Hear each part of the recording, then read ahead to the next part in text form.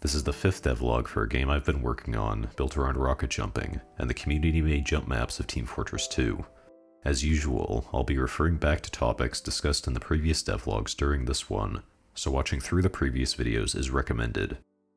In contrast to the previous devlog, which had a lot of talk of internal technical specifications, this one will be a lot more practical and design-focused, as this marks the point where I've begun to design full levels for the game. In going over the work I've done, I'll be going over how I've learned to think about designing levels for platformers, as well as what parts of my process I've had to change compared to my first game, as despite the fact that the top and this new project are both platformers, they are very different in a number of both obvious and subtle ways. So let's get into that. But first, I have some other updates to give on visuals, and, for the first time, audio design. To briefly touch on visuals, I've put together a simple particle system for explosions that provides much needed visual feedback for explosion size, as well as what I think is a suitably minimal rocket trail that doesn't obstruct visibility too much.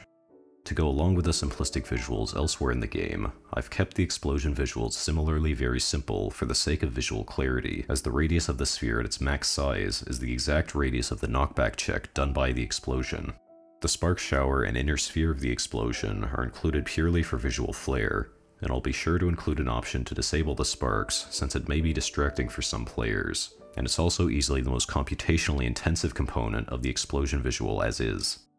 But most of my work on general presentation has gone into audio, which has always been the part of game development that I've dreaded the most.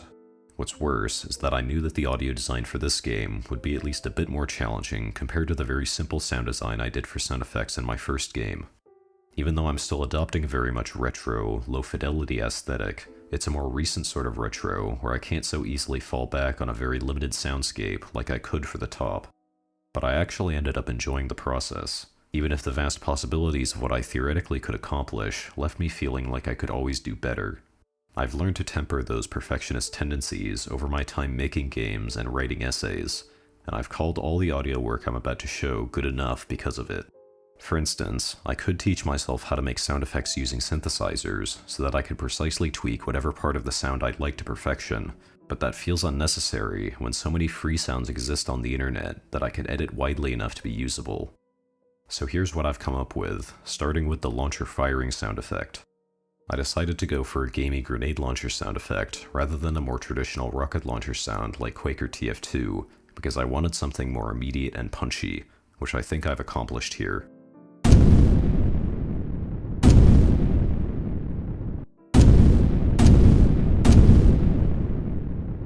I've also decided to include something that I realized was missing from TF2 that can help with rocket jumping, which is an explicit sound cue for when you can fire another rocket. You can make do without this by learning the rhythm of the delay between shots, but having an explicit cue for this helps both new players and veterans alike.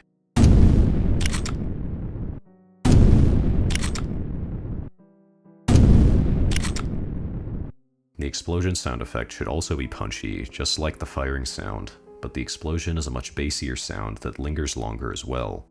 Recordings of real explosions feel out of place within a game like this, so a synthesized explosion makes a lot more sense to use in this context for their controlled but still dramatic punchiness and retro-ish feel.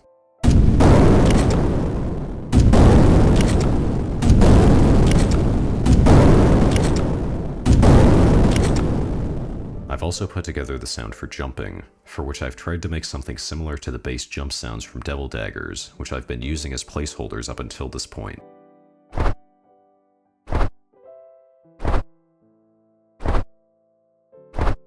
Sound design will be a topic that comes up again in future devlogs, but for now, that's all the work I've put into it.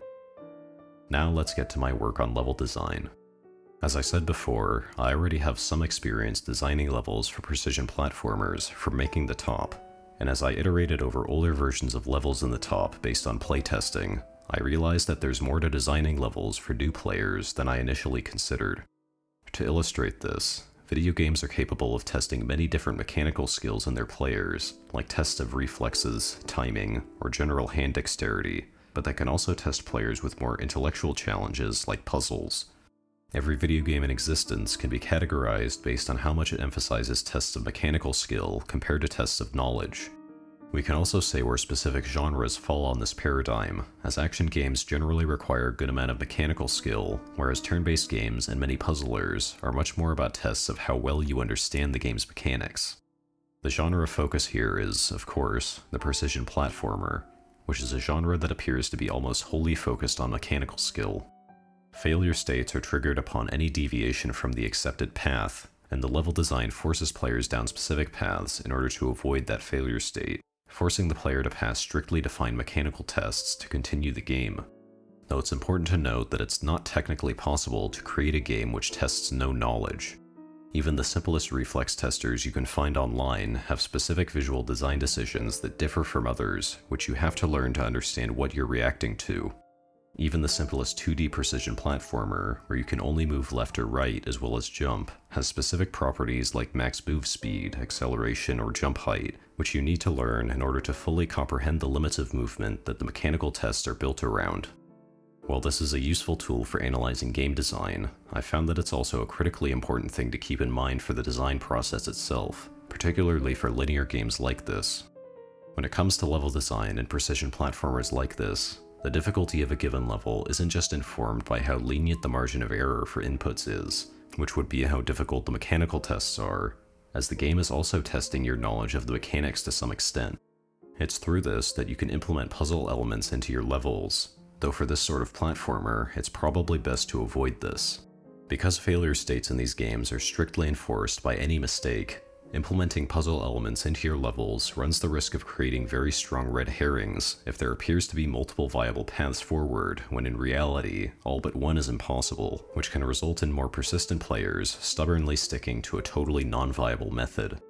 As I developed levels for the top, I was slowly eliminating these unclear puzzle elements from levels based on feedback, as my playtesters ended up following red herrings far too often. This is all to say that I have two focuses for level design in this current project. Obviously, a clean, smooth difficulty curve for the mechanical tests over time in both single maps and across multiple maps is critically important, but I've also learned to be cognizant of the clarity of my levels. What makes designing with clarity in mind difficult is that clarity is a function of the level design itself, as well as how the player is conditioned to perceive and think about levels by their previous experience with the game. For the top, this was a lot less of an issue due to the relative simplicity of the movement mechanics, with a hard cap on the player's max speed and a lack of any remotely analog control anywhere in the game. In contrast, the movement mechanics I'm inheriting from TF2 and the source engine in general are far more complex, which means that deviating from the intended path or method for a given jump could make the jump more difficult or even impossible. This makes clarity very important for the new player experience, and it's why I've deliberately designed the jumps in this initial beginner map to be clearly possible using the exact movements taught in the tutorials. This means that I had to get the tutorial system outlined in the third devlog into the game before testing full maps, which is a system where a pre-recorded replay of the tutorial map plays before the player is given control. This way of going about doing tutorials is a powerful tool when it comes to conditioning how new players will play the game, as it goes a step beyond just showing button prompts or giving instruction through text, by giving a full visual representation of the game being played correctly. Mishandling this power can have very negative downstream effects for the new player experience if they need to unlearn previous lessons to improve at the game, though that will be an issue that I'll have to discover in playtesting if it ever does come up. And speaking of playtesting, if you've watched my post-mortem video on the design of the top, you'll know that having others playtest the game was a critically important part of my design process. If you don't get external feedback through playtesting, you run the risk of your game being unreasonably difficult for new players in terms of both the mechanical skill required and the deeper understanding of the mechanics that they lack compared to you as the designer. There are minor changes I made to this initial map to reduce the level of mechanical skill required, though for me, the more interesting issues that arose were issues of clarity. For instance, a common trick that TF2 jump maps use when the player is made to climb a wall is to apply a different texture to the part of the wall the map maker wants you to make the final jump from. The first-person perspective that the game is played from makes your visibility almost entirely limited to the wall you're jumping against during these jumps, so having a clearly designated part of the wall to jump from is a useful visual guide. My initial version of this first map didn't include this, but it was a change that was quickly shown to be necessary based on the initial playtest, and it immediately improved the clarity of these jumps. But the other example of this kind of change is what I found much more fascinating. In both TF2 and my own game, knockback from rockets is additive, meaning that the knockback is added to the player's current velocity, rather than the player's velocity being irrelevant to the resulting velocity. This is why jumping as you shoot a rocket at your feet will result in a higher jump, because the knockback from the rocket is being added onto your velocity from the jump. This is also why shooting rockets as soon as you can when climbing walls is beneficial, as you'll have less upward velocity for every extra tick you wait due to gravity. This issue doesn't manifest itself when climbing walls, it rather makes the best method for launching off a wall less intuitive. I found that my playtesters would try to jump to the very end of walls like this, since getting as far as possible with your first jump is intuitively beneficial, but this would force them to delay their shot off the wall and thus reduce the strength of their resulting launch. When it comes to things like this, I could explicitly state the best method in the text of a tutorial, though I'm trying to do as much showing as possible rather than telling in those tutorials. But there's a subtle change I can make to the map itself which will alleviate this issue without changing the tutorials, which is to force players to jump off the earlier portion of the wall by reducing how far they extend out. I'm hoping that players will, unconsciously or not, carry this over to later maps where I can't rely on this little trick. But that's just another uncertainty I'll have to grapple with if it ever does come up. But aside from those two bumps during playtests, the feedback was positive, so I decided to mark the beginner map as complete, for now at least. It's still possible I'll have to make changes because, while I've fine-tuned the map for first-time players, I'm also trying to accommodate high-level play with the same maps I'm teaching players with. If you've seen the previous devlogs, you may remember that the changes I've made to movement mechanics compared to TF2 carried risks for the health of high-level play, and I would need to re-evaluate those mechanics when it came time to design maps. Between the rocket launcher and the bunny hopping and sliding mechanics, it's very easy to gain and maintain horizontal speed in my engine compared to TF2, which I thought might result in outright skipping jumps becoming an over-centralizing strategy at high levels that could easily make for a boring meta. For now, these fears seem to be unrealized, as I've only been able to find minor skips in this first map with the use of air strafing and bunny hopping. This may be partly because I designed the map to almost always be moving up, and maintaining both vertical and horizontal speed at the same time is practically impossible when doing things like climbing walls. But I want to make clear here that skipping jumps is something that I want to happen at healthy levels. When designing for a healthy speedrunning metagame, what you want to aim for is a balance in the risk-reward dynamic. In general, faster strategies should be more difficult than their slower counterparts, and so long as that risk-reward curve is smooth, I'm perfectly happy allowing players to finish entire maps within seconds, so long as it's near or completely humanly impossible to do so. This is all to say that I'll be very happy if I see players skipping over my intended path using tricky triple syncs and other such advanced techniques, which I won't expect the average player to master. That also segues into another part of this first map you may have picked up on that I'd like to quickly mention, which is that I've designed the whole map to be comfortably playable without the use of air strafing. If you don't know what air strafing is, the very first devlog I made for this project goes over how it works in great detail, but the quick version is that it's a counterintuitive but integral advanced technique in source engine movement, which allows you to turn in midair among other things. Rather than teaching air strafing in the first set of tutorials, which I fear would be a frustratingly difficult starting point for first-time players, I instead explicitly say in the initial tutorials that you shouldn't hold any direction in midair in order to maintain your speed. My concerns about this being too heavily limiting on what I was able to design turned out to be almost true, as I felt like I was running out of ideas somewhat by the end, but I was ultimately able to make a 20-jump long map that is playable without air strafing. One thing that helped significantly in reaching this goal was this level element I made, which I've internally called a speed hoop. You can think of these like the faith plates from Portal 2, since they fling you in a set direction at a set speed regardless of what velocity you hit them with, which I can use to more finely direct player movements and simplify jumps that would otherwise be too complex for this early stage of player development.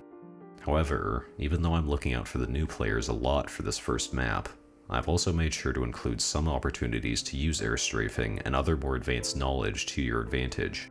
Compared to my first game, the source engine movement mechanics I've inherited have an incredible depth to them which can be applied to even the simplest maps like this, which will allow players to return after learning more advanced techniques for some extra replay value. For this map, aside from some extra opportunities made possible by coming back with knowledge of airstrafing, I've included a couple sloped surfaces which may seem unnecessary to a first-time player, but they allow for big launches when used in conjunction with sliding, which will be taught in a later tutorial. This is the part of this particular game concept that I was most excited about before starting work on it in earnest, and I'm happy to say that it's shaping up to be about as good as I expected it to be. Well, that's all I have to say about the first map. I have a little peek at what comes next ready to show now, as I've finished putting together the tutorial series for the next map with the first pass at visuals complete. There are changes and additional elements I'll likely add by the time I get to designing the corresponding map, but the aesthetics of the tall buildings piercing through a thick layer of fog on a rainy night are all parts I'm very much happy with. On the gameplay side, these will easily be the most important tutorials in the game, as this is where airstrafing is to be taught. With this in mind, I've made the initial tutorialization of airstrafing as simple as possible, as I don't even allow the use of the rocket launcher in service of constructing the most controlled possible environment for learning the inputs. So far, my testers have had little trouble completing this tutorial, which is the first step towards making airstrafing feel natural. The second tutorial is the one that I expect will require the most changes in the future, as it introduces the rocket launcher in conjunction with airstrafing, which ups the complexity considerably.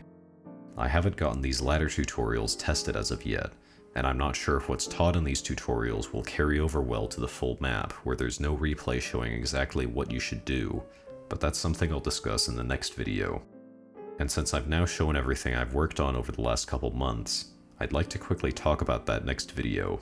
While I've had relatively modest plans for each devlog before this, I have much more planned for the next one, so don't be surprised if I disappear for a while, though I may decide to post one of my more traditional video essays in between these two episodes. As usual, if you want to keep up with development, subscribing to the channel is the best way to do it. That's all I have to show for today, but hopefully I'll have more to show you soon.